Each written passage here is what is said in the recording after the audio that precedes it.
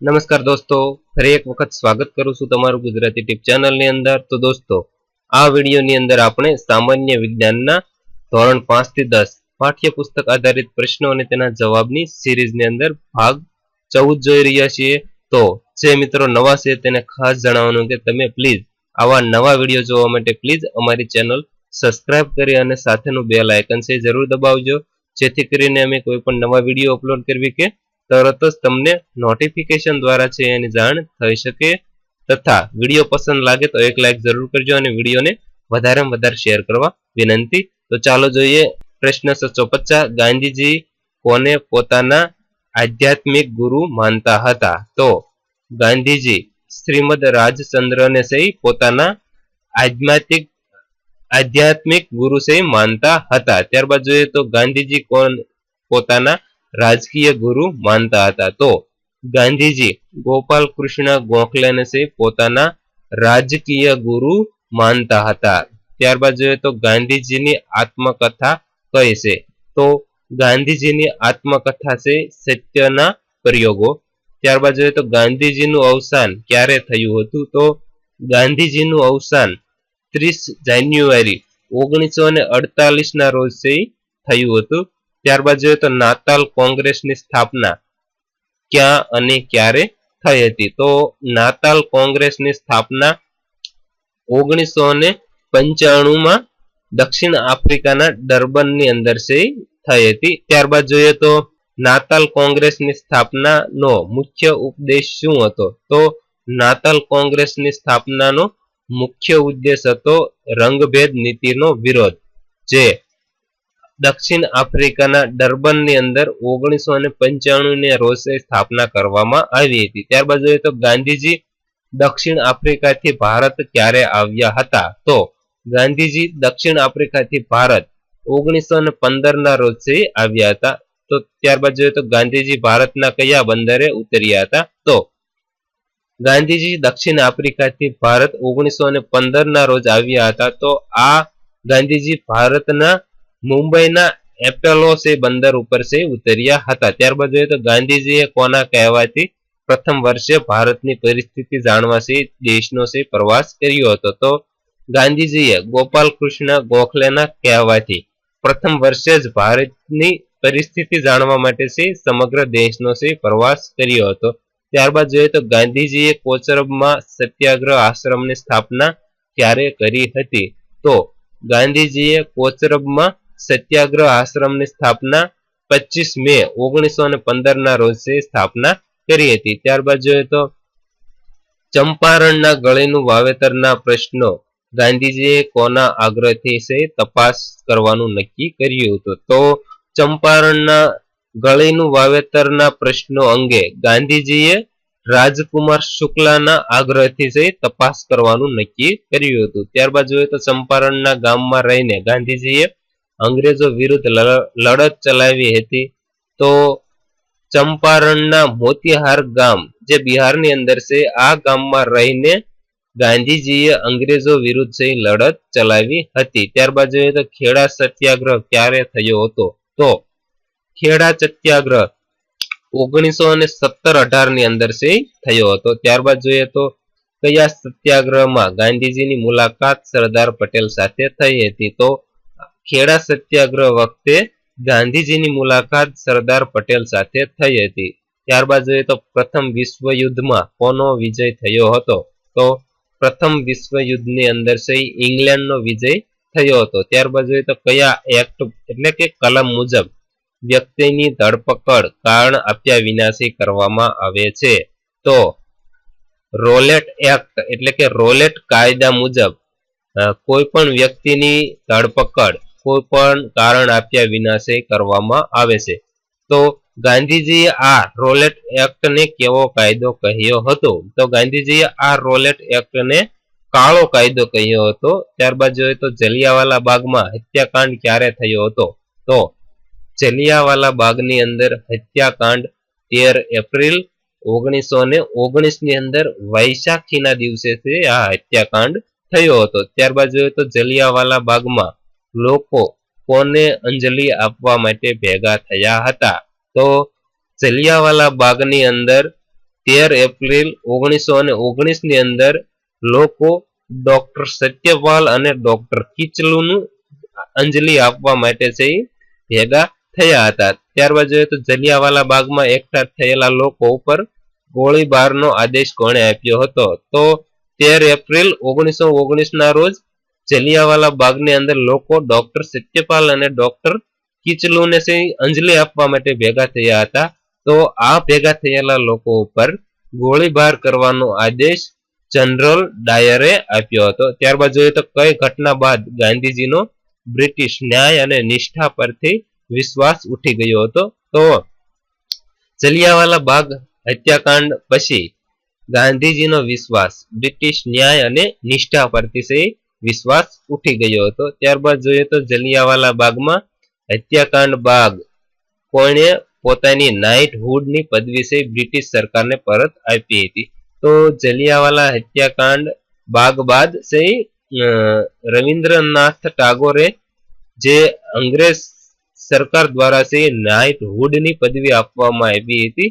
તો આ નાઇટહુડની પદવી રવિન્દ્રનાથ ટાગોરે બ્રિટિશ સરકારને પરત આપી હતી. ત્યારબાદ જોઈએ તો ખિલાફત આંદોલનના મુખ્ય નેતા કોણ હતા? તો ખિલાફત આંદોલનના મુખ્ય નેતા હતા મૌલાના શૌકત અલી મોહમ્મદ અલી. ત્યારબાદ જોઈએ તો અસહકાર આંદોલનની શરૂઆત ગાંધીજીએ પોતાને મળેલી કઈ ઉપાધિ ત્યાગીને કરી હતી? તો અસહકાર આંદોલનની શરૂઆત ગાંધીજીએ પોતાને મળેલી કેસરે હિન્દ ઉપાધિને ત્યાગીને આ આંદોલનની શરૂઆત કરી હતી. ત્યારબાદ જોઈએ તો ભારતના કયા નેતા રાજાજી તરીકે ઓળખાતા હતા? તો ભારતના ચક્રવર્તી રાજગોપાલાચારી રાજાજી તરીકે ઓળખાતા હતા. ત્યારબાદ જોઈએ તો કયા આંદોલન દરમિયાન ગુજરાત વિદ્યાપીઠની સ્થાપના કરવામાં આવી હતી? તો અસહકાર આંદોલન જે 1920 ની અંદર શરૂ થયું હતું. આ આંદોલન દરમિયાન ગુજરાત વિદ્યાપીઠની સ્થાપના થઈ હતી. ત્યારબાદ જોઈએ તો ચૌરી ચૌરી ઘટના શું છે? તો ચૌરી ચૌરી ઘટના 1922 ની અંદર ઉત્તર પ્રદેશના ગોરખપુર જિલ્લાના ચૌરી ચૌરી ગામમાં પોલીસ સ્ટેશનની અંદર 22 પોલીસોને જીવતા સળગાવવામાં આવ્યા હતા. આ ઘટનાને ચૌરી ચૌરી ઘટના કહેવામાં આવે છે. ત્યારબાદ જોઈએ તો કઈ ઘટના બાદ ગાંધીજીએ અસહકાર આંદોલન પાછું ખેંચી લીધું હતું? તો જ્યારે 1922 ની અંદર ઉત્તર પ્રદેશના ગોરખપુર જિલ્લાના ચૌરી ચૌરી ગામની અંદર પોલીસ સ્ટેશનની અંદર લોકો દ્વારા 22 પોલીસોને સળગાવવામાં આવ્યા હતા. ત્યારબાદ ગાંધીજીએ પોતાનું અસહકાર આંદોલન પાછું ખેંચી લીધું હતું. ત્યારબાદ જોઈએ તો ગુજરાતી ભાષાનો શબ્દકોશ ભગવત ગોમંડલની રચના કોને કરાવી હતી? તો ગુજરાતી ભાષાનો શબ્દકોશ ભગવત ગોમંડલની રચના ગોંડલના મહારાજા સર ભાગવતસિંહ દ્વારા કરવામાં આવી હતી. ત્યારબાદ જોઈએ તો સાયમન કમિશન ભારતમાં ક્યારે આવ્યું હતું? તો સાયમન કમિશન ભારતની અંદર 1927 ના રોજ આવ્યું હતું. ત્યારબાદ જોઈએ તો સાયમન કમિશનનો વિરોધ શા માટે કરવામાં આવ્યો હતો? તો આ સાયમન કમિશનનો વિરોધ સાયમન કમિશનની અંદર એક પણ ભારતીય સભ્ય ન હતા આ માટે કરવામાં આવ્યો હતો. ત્યારબાદ જોઈએ તો સાયમન કમિશનનો વિરોધનું મુખ્ય સૂત્ર કયું હતું? તો સાયમન કમિશનના મુખ્ય વિરોધનું સૂત્ર હતું સાયમન ગો બેક. ત્યારબાદ જોઈએ તો અંગ્રેજ સરકારે બારડોલીના ખેડૂતો પર કેટલા ટકા કર વધારો કર્યો હતો? તો અંગ્રેજ સરકારે બારડોલીના ખેડૂતો ઉપર 22% જેટલો કર વધારો કર્યો હતો. ત્યારબાદ જોઈએ તો બારડોલી સત્યાગ્રહની આગેવાની કોને લીધી હતી? તો બારડોલી સત્યાગ્રહની આગેવાની સરદાર વલ્લભભાઈ પટેલે લીધી હતી. ત્યારબાદ જોઈએ તો કયા સત્યાગ્રહ બાદ વલ્લભભાઈને સરદારનું બિરુદ મળ્યું હતું? તો બારડોલી સત્યાગ્રહ બાદ વલ્લભભાઈને સરદાર વલ્લભભાઈ પટેલનું બિરુદ આપવામાં આવ્યું હતું. ત્યારબાદ જોઈએ તો સરદાર પટેલ કોંગ્રેસના અધ્યક્ષ ક્યારે બન્યા હતા?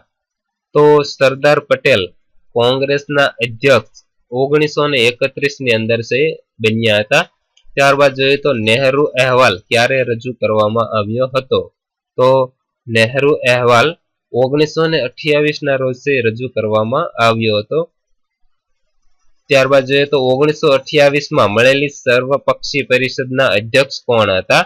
તો જ્યારે 1928 માં મળેલી સર્વપક્ષી પરિષદના અધ્યક્ષ હતા મોતીલાલ નહેરુ. નેક્સ્ટ જોઈએ તો પૂર્ણ સ્વરાજનો ઠરાવ પસાર થયો તે અધિવેશનના અધ્યક્ષ કોણ હતા?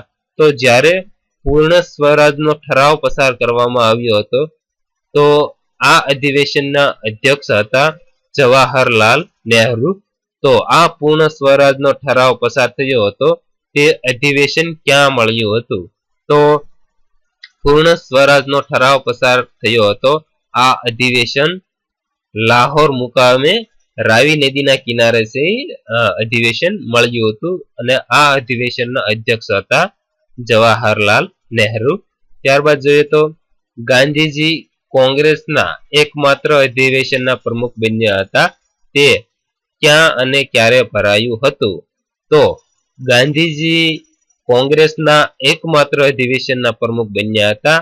આ અધિવેશન 1924 માં બેલગાંવની અંદર ભરાયું હતું. ત્યારબાદ જોઈએ તો લાંચ રિશ્વત વિરોધી બ્યુરોની રચના ક્યારે કરવામાં આવી હતી?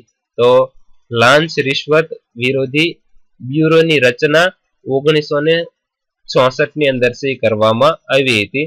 ત્યારબાદ જોઈએ તો BSEL એટલે શું અથવા તો BSEL નું પૂરું નામ શું છે?